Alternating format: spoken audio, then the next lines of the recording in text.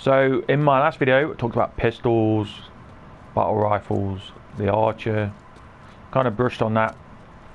Now in this particular video I'm going to talk about equipment for an engineer. Now if you haven't seen my other two videos, you might want to watch them. I've had to break it down into smaller videos just because it's a lot to take in, and I mean, I don't think you want to sit there and watch a 3-hour long video on the engineer. Now obviously for new players, breaking it down and trying to explain it the best I can is really hard to do. So, you know, I do try to break it down the best I can, give you guys, you know, give you guys an insight into what it involves without talking about the mumbo jumbo and jargon that people, you know, associate with. Like if people say, oh, I have a mana turret loadout, you'd say, well, what the hell's a mana turret? What the hell's a mana turret loadout? What the hell's this?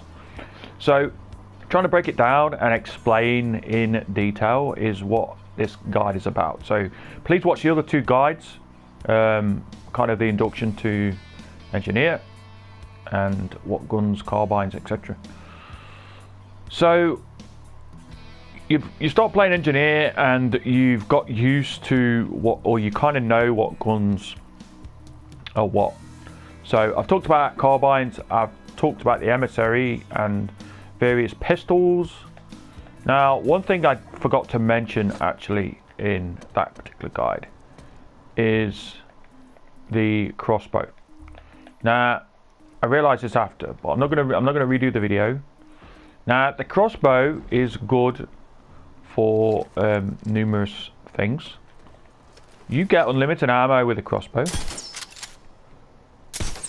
So what the crossbow does, or what you would use it for, is the detection bolts.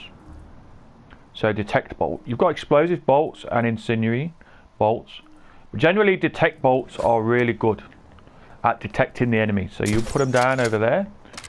You'll be able to see an enemy coming towards you or around you. This is good for point holding. You are a defensive class. You obviously have other things like explosive bolt and incendiary. Explosive bolt can be very good at killing enemy armor. Now you're not going to kill them straight off with this. It's not going to be like, oh, I shoot it a few times and it dies. But you could do chip damage to things.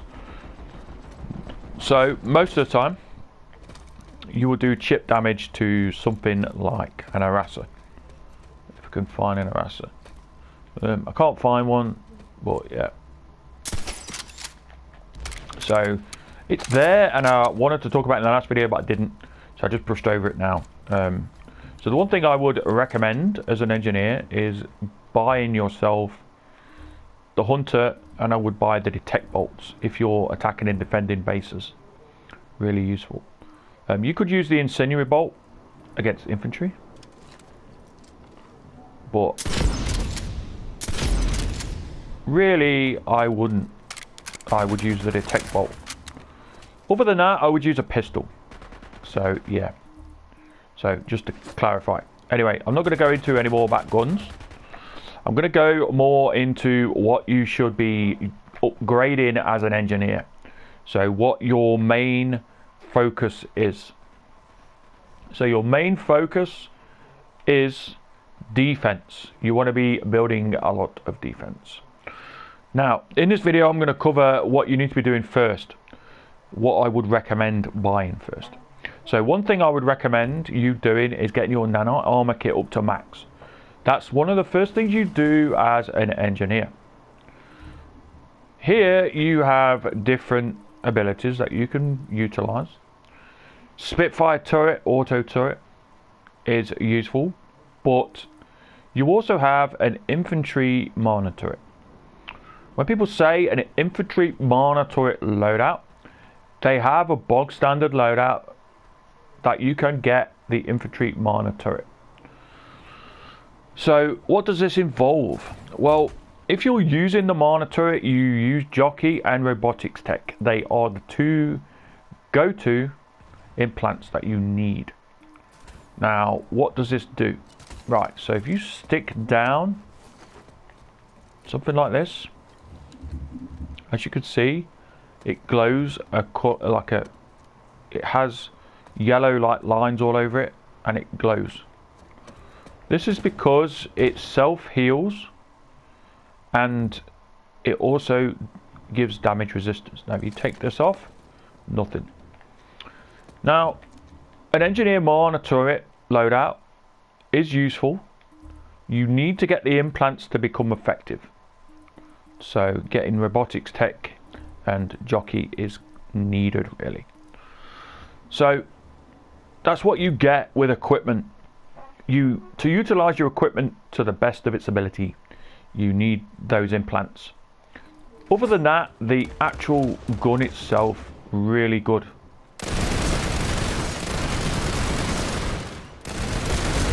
You become really unstoppable when you have these equipped. So yeah, I'm going to switch back to carbine. So yeah, when you've got them two equipped, you're really useful. Now, anti-vehicle monitor. Anti-vehicle monitor is useful, but I wouldn't say that as a new player you have to go out and buy it. Don't need to go out and buy it, but it can be really good at killing vehicles. One thing to note with this, you can kill the mosquito or the scythe with one shot. So if he's in the sky, you could shoot him down and kill him. Now the bullet does follow you around. If you fire the bullet over here like that, you can hit your target like that. Now with this, you don't need the implants like you would need the implants on the anti-infantry monitor. Now it's not, you can take a lot of damage. You could take a hit from a tank while using this. So if you're using this, you take a hit from a tank and you've got the implants equipped, you won't die. Now with that said, is it useful as a new player? Not really. I wouldn't pick it straight away. It's something you get as you go along. You have other options to deal with tanks. You have C4 explosives. So yeah. So, you know, it's there and it's a good thing to have, but do you need it straight off the bat? The answer is no. I'd stick with the anti-infantry monitor. I would get used to buying the guns. I would look at getting the hunter to go along with that, with the monitor loadout, because hunter's really strong, detect bolt. I would look at getting these implants, jockey, and I would get robotics tech. Now what you need to be doing to get these implants is you select options, you go to department, and you go along to implants. So there you go. So yeah, you go along to implants and that's where you buy these from. Now you get ISO by completing, so you win or lose a continent alert, you can gain ISO. You can also get ISO in missions.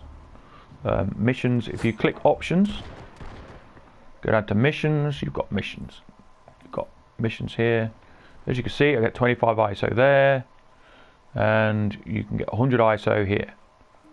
I'm actually going to activate that because I need the 100 ISO. But yeah, it's there nonetheless. Now I'm going to do a separate video on implants, what I would recommend for an engineer. So I'm not going to go into that in this video. I'm not going to go into implants. I'm going to save it for a later video. But what I am going to talk about, I'm going to talk mostly about equipment. But I have to talk about the implants that go with the equipment because they synergize. So anti-vehicle, as you can see, I'm lighting up like I'm glowing. Now this does make you glow when you activate it. So yeah. So just throwing that out there. So next on the list is Spitfire Auto Turret. Now Spitfire Auto Turret is a good defensive weapon because you can spot enemy. It spots enemy for you. So you obviously have a pair of eyes. This is like your second pair of eyes. Also, as an engineer, you can't take damage. You will die. Now with this said, your monitor turret, your Spitfire turret is the thing that takes the damage. This does take the damage, and you kill the guy that's killing you. So yeah, that's killing your Spitfire turret. So if you're shooting this like this and you're 1v1ing enemies, you're doing it wrong. You want your Spitfire turret to take the damage, and then you shoot back and kill the guy. Ideally, you can stand here and repair it while it's shooting. That's another good tactic. So I have to talk about that. Now, obviously, it gets damage resistance, 25%, because of this implant. So robotics tech is the implant you go to for your needs when it comes to equipment, because it gives you 25% damage resistance, and it will even heal damage over time if you max it, I think. So this will heal over time without you having to stand there and heal it, which is good.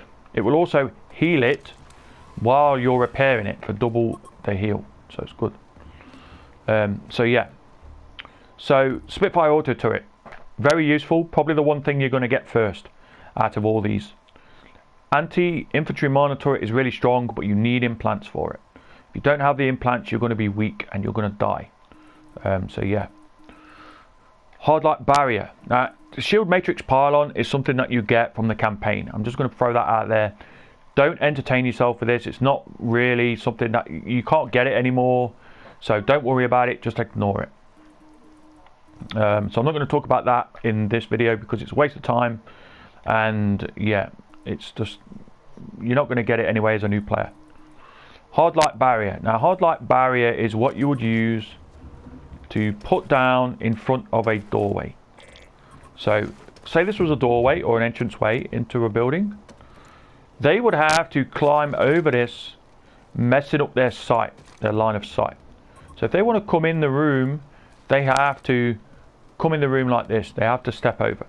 Now, it can also stop grenades. So for example, as you can see, chucked a sticky grenade onto it. So it stops a lot of grenades. It can also stop rockets as well. So I think I've got rockets equipped. Oh, I haven't. But just say, for example, you chucked a grenade. It would hit the barrier and come back. So yeah. So really, these are only picked during point holds.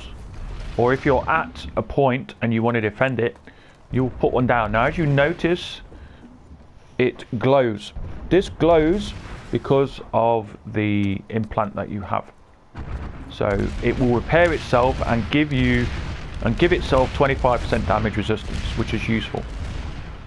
Generally, people who play Monitor it will pick one of these. So they will have the hard light barrier down and one of these, like this. So yeah.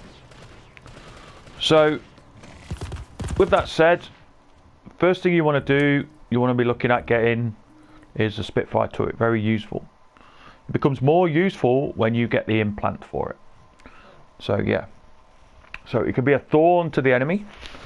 If a light assault comes in a room, you can automatically start shooting at the light assault because it will track the light assault as he moves around the room.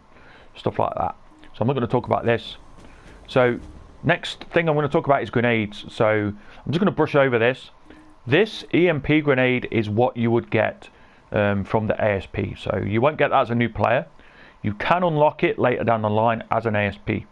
Would I recommend getting it first as an ASP? No. It's something that you will probably get eventually if you main a lot of engineer. So yeah. So EMP grenades as an engineer are good for killing mines, chucking them on the point, etc. There's so many cases of me actually EMP in my own team though, which becomes more of a joke. But yeah, I had to talk. I've just got to brush over it. Now, frag grenades are your go-to grenades. They're good. They're good, solid grenades. Don't feel the need to buy any other grenades. Eventually, you're going to get to the sticky grenade. Now, the sticky grenade is a grenade that you can obviously stick to people. This is useful because if someone pops out of a door, you can lob the grenade at them. If it sticks to them, they can run out. They can run, say they run back inside. They can kill a teammate if they're stood next to him. If they're running onto a spawn point, if they're running into a spawn point, say they've ran out of it, they've seen you and they're running off. If you stick a grenade to them, they'll run in the spawn that's protected by a shield, and they will actually kill other people if they're stood next to them. So sticker grenades are the most useful thing on an engineer. Engineer only item. This is only engineer items. You can't get this on a heavy. You can't get this on a medic. You can only unlock it. I would recommend getting it out of any other grenade that you come across. Repair grenades are useful, but if you're fighting on a point, sticker grenades are useful. I mean, they each have their uses. Nano repair grenade is what you would use when you're vehicle maining. So yeah, just to clarify. So what this does, repair grenade, you chuck it on a point like this. And as you see, a load of nanites will go around it and it will start repairing whatever allied things are near. So let me just give you an example. So you could chuck it on this, it will stick to it, as you see, and it will repair this here. So yeah, it will repair anything around it. So mostly you use them for maxes. They're good for maxes. They're good for vehicle play. Good all-rounders. Now, coming back to this, mines. So this is where the engineer really shines. So tank mines, bouncing betties, C4. These are your go-tos. Now, what would I recommend as a new player? I would recommend unlocking bouncing betties. The one thing you don't do with mines is put them on a point. So if you was defending this area around here, don't put them here. Okay, because somebody is going to chuck something down or they're going to blow them up. And if you're stood on the point, you will blow up with them. Not only that, you will blow up half your team. Do not put them on a point. What you want to be doing, you want to put them somewhere where the enemy doesn't know they are there. So you want to put them off the point. So for example, the enemy doesn't see you coming around, doesn't see it. They're going to come round, bang. They're going to hit the thing. You should come down here, right? They're going to come up here, jump up, bang. You know, don't put them in line of sight of the enemy. Don't put them like here, because as they're running up to it, they're going to go, oh, oh, and then they're going to do that. They're coming up this hill. They're not coming up the hill and looking like this. They're probably going to be looking this way and not this way. So they're going to come up, bang, and blow them up. Now, tank mines are just as good, but I would recommend anti-personnel mines. Explosives are good for killing maxes. Explosives are good for killing any vehicle. Now, obviously, there's certain vehicles that you would come across, like, for example, harassers. You're not going to be able to stick C4 on an harasser. He's going to be zooming around all over the map. He's probably going to run you over. So tank mines are good because you can stick them in an area where the enemy is going to go, and hopefully they hit them. Now, there's obviously ways to counteract this. There's implants out there that detect mines, or an implant. There's obviously mine guard that people can use. But another thing you can do is put them down here, and then when somebody rides over the hill, they crash into them. Another thing which I was going to show you, you can actually put them under a vehicle, set them off yourself, and blow up the vehicle. So you get three tank mines. Go into it. You get 3 tank mines. Now I'm currently using the mine carrier. I'll talk about these in a bit, but the mine carrier gives you an extra 2 mines. So you can use 3 mines to destroy the enemy. So let me put these down here, underneath like this. And then if you shoot them, there you go. So that's a bit of useful information there. You can also put them in areas where vehicles are going to be coming. So, for example, if an enemy vehicle spawn is around, you can put them down as on a vehicle spawn, and when they spawn a vehicle, they just go straight into them. So yeah. So C4, bouncing betties and tank mines are all kind of the same. Now obviously C4 you have to obviously set them off yourself, but you can chuck them in a doorway and blow up a bunch of people in a doorway, and that's really what you would use them for. So auxiliary shield, just talk about this real quick. Now I've obviously talked about hard light barrier and I'm going to talk about these, but auxiliary shield is useful when you're having or manning an anti-vehicle monitor. If you have these implants, you will become unstoppable, especially with auxiliary shield. Now generally people tend to run reserve hard light barrier. I sometimes run mines or auxiliary shield. It's one of these. Sometimes I do run explosives, but generally I run hard light barrier, auxiliary shield or bouncing bears. So yeah, so it just gives you a straight up 50 more shield. Now it's not OP by any means. It probably would keep you alive a bit longer if you know if you was on the point, but generally people don't tend to use it. They tend to go for equipment because as an engineer you have equipment that you can bring to the table.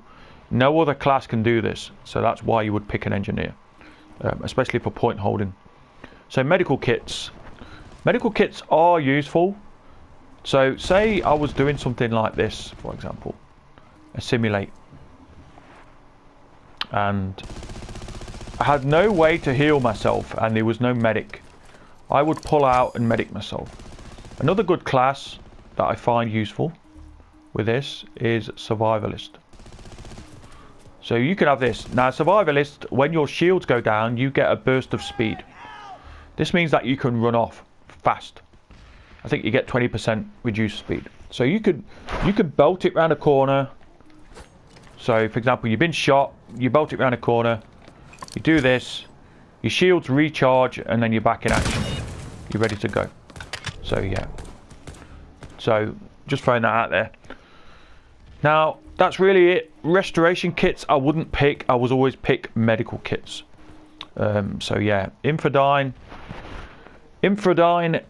that's something you get from Sanctuary, so don't entertain yourself with that. What Infradyne does is, or whatever you call it, is this. It makes people easier to see. Now I wouldn't use it. I wouldn't use it at all. So yeah, I wouldn't buy it even. Nobody uses it. I'd stick with auxiliary shield, reserve hard light barrier, or mines. I'd pick mines or explosives. I wouldn't really pick auxiliary shield if you can help it. I pick it on a monitor generally because one of the implants, I think jockey, it gives you an additional 50% maximum shield health. So if you've got another 50 shield health on top of that, you're adding to the maximum, which is good. So yeah. So going back to this, right, so Nanoweave Armor, Advanced Shield Capacitor, Flak Armor, they're all kind of different in their own way, but generally you want to be picking Advanced Shield Capacitor most of the time. Okay, you don't 1v1 the enemy. Advanced Shield Capacitor gives you the option to regen your shields super fast. Now this does not stack with this, with Survivalist. It does not stack with Survivalist. So just bear that in mind. Just bear that in mind when you're picking Survivalist. These do not stack. So this gives you a delay by 1 second. But don't pick this and think, oh right, okay, well I'll work them together. They don't work. Nanoweave Armor on an engineer. Now this has always been a hot topic of mine. Engineer, Nanoweave Armor. Generally you always want to pick Advanced Shield. If you find yourself going against 1v1s quite a lot, then pick Nanoweave Armor. But Nanoweave Armor shouldn't be your go-to, it should be Advanced Shield Capacitor. For me anyway, for me personally. So generally I would run something like this on my engineer. I would run, class wise, I would run regeneration. Like that. So I'd have heal, and then I would have something like anti-tank mines. Like this. That's what I would run normally. Now, as an engineer, you're not frontlining, you're backlining. So using Nanoweave isn't really needed. I usually use Advanced Shield Capacitor to stop myself from getting... So as soon as I take damage, it heals me quick. So yeah. So Flak Armor. Flak Armor is needed. Oh, I'll just go back to Nanoweave. So I just want to touch on this. Don't get the max rank of Nanoweave. You don't need it. Only get level 4 Nanoweave maximum. If for whatever reason you did want to use Nanoweave on an engineer, you only really need the first 2 levels to 3 levels. You don't need to go any higher than that. 20% small arms resistance means anything that's a gun. So that can be an LMG, a pistol, it can be an SMG. It's not stuff like shotguns or anti-material rifles, that kind of thing. Anti-material rifles are the last level. Don't upgrade to the last level because no one uses anti-material rifles, and that's why you don't upgrade it. It costs 1,000 certs to upgrade. You don't need to. Nanoweave will keep you alive. If you feel like running Nanoweave, use it. I always run Advanced Shield Capacitor. It's always a battle between the two, but yeah. So Flak Armor. When would you run Flak Armor? So you could use Flak Armor any time really. Flak Armor is good for point holding because it stops you from getting destroyed by grenades. And trust me, they're going to lob grenades at you. They're going to have grenades coming right, left and centre. Generally I run Advanced Shield Capacitor or Flak Armor. I don't tend to run Nanoweave that much. What I was usually do is, so for infantry, anti-infantry monitor, this would be some loadout. I'm just going to briefly touch this. So you would have jockey, you would have robotics tech as your go-tos. You would have something like auxiliary shield, and then you would have Flak Armor. Now Flak Armor is needed when you're using one of these. This is because they will be throwing grenades at you. If you can't sustain yourself with grenade blasts, you're going to die on the turret straight away. To counteract this, you always have Flak Armor. This is always good for an anti-infantry monitor loadout. So yeah. So moving on, you could just kind of read what they say. But yeah, so moving on, ammunition belt. Now ammunition belt, you buy and sell ammo at cheap prices, okay? You are the ammunition king. Don't go out and buy ammunition belt. It's the biggest waste of time, and they should really take it out. Nobody needs to buy that on engineer. You give people engineer, you give people ammo. You give yourself ammo, you don't need an ammunition belt. Grenade bandola. Now, grenade bandola is good when you're using sticky grenades. So let me just touch on this. So sticky grenades. So Grenade out! Sticky grenades. You can lob a load of these. So you can have 4. Now, using stuff like sticky grenades is really good. You could go to a point and chuck in a load of sticky grenades as an engineer. That's also good. So obviously the more you upgrade it, the more grenades can be carried.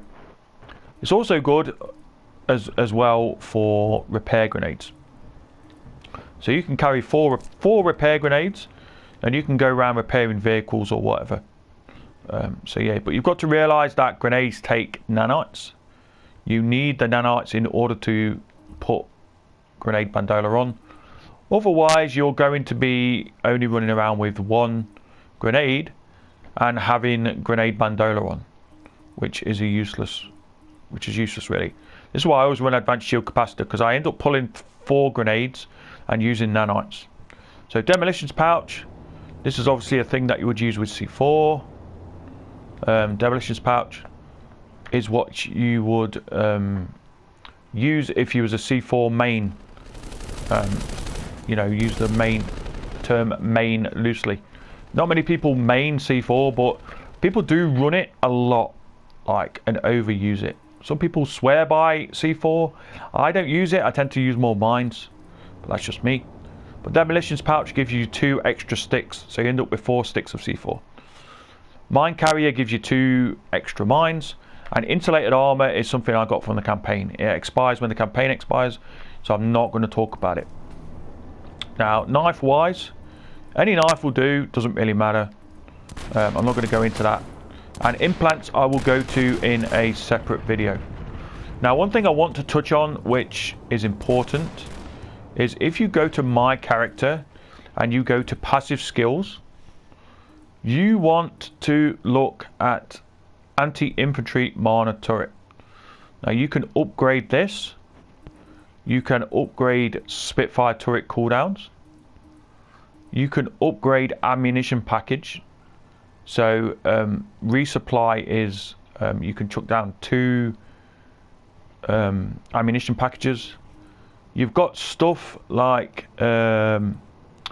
anti-vehicle miner turret. This gives you a cooldown of 4.5 seconds. So it decreases the turret cooldown.